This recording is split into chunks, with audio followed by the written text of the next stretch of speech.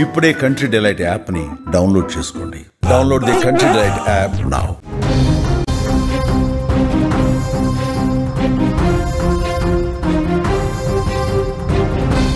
అనుభవం ఉన్నవారు పనిచేసే విధానానికి, అనుభవం లేనివారు పనిచేసే విధానానికి చాలా తేడా ఉంటుంది. స్వామి వివేకానంద లాంటి గొప్పవారే అనుభవమే గురువు, అనుభవాల సారమే జీవితం అని అన్నారు. అందుకు ఉదాహరణ ఇప్పుడు చెప్పబోయే ఘటన. 80 ఏళ్ల వృద్ధురాలు సులభంగా ప్రమాదకరంగా ప్రవహిస్తున్న వాగు దాటుకుని క్షేమంగా ఒడ్డుకు చేరింది. అదే సమయంలో ఆమె వెనుక నడిచిన యువకుడు మాత్రం ఎలా నడవాలో తెలియక వాగులో కొట్టుకుపోయాడు. యాదాద్రి జిల్లాలో జరిగిన ఈ ఘటన అందరినీ షాక్కు గురిచేస్తోంది. ఈ వీడియోలో మీరు చూస్తున్న ప్రాంతం యాదాద్రి భువనగిరి జిల్లా బీబీ నగర్ మండలం గూడూరు వద్ద చిన్నేటి వాగు. ఇటీవల కురుస్తున్న భారీ వర్షాలకు హైదరాబాద్లో మూసీ నదికి వరద పోటెత్తింది. దీంతో దిగువన ఉన్న వాగులు, వంకలు పొంగి పొర్లుతున్నాయి. గూడూరు వద్ద చిన్నేటి వాగు వద్ద కూడా వరద ప్రవాహం ప్రమాదకరంగా ఉంది. రోడ్డుపై రాకపోకలకు అవకాశం లేకుండా పోయింది. అయితే రోడ్డు దాటేందుకు ఓ అవ్వ సాహసమే చేసింది.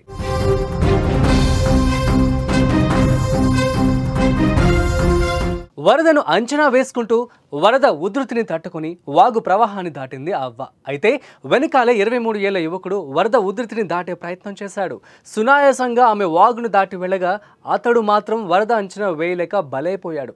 వరద ఉధృతికి కొట్టుకుపోయాడు. ఇదంతా అక్కడ అందరూ చూస్తుండగానే జరిగిపోయింది. కానీ అక్కడున్నవారు కూడా అతడిని కాపాడేందుకు అవకాశం లేకుండా పోయింది. బాధితుడు హైదరాబాద్లోని నాచారంకు చెందిన గుండె నరేష్గా గుర్తించారు. గల్లంతైన నరేష్ కోసం అధికారులు గాలింపు చర్యలు చేపట్టారు.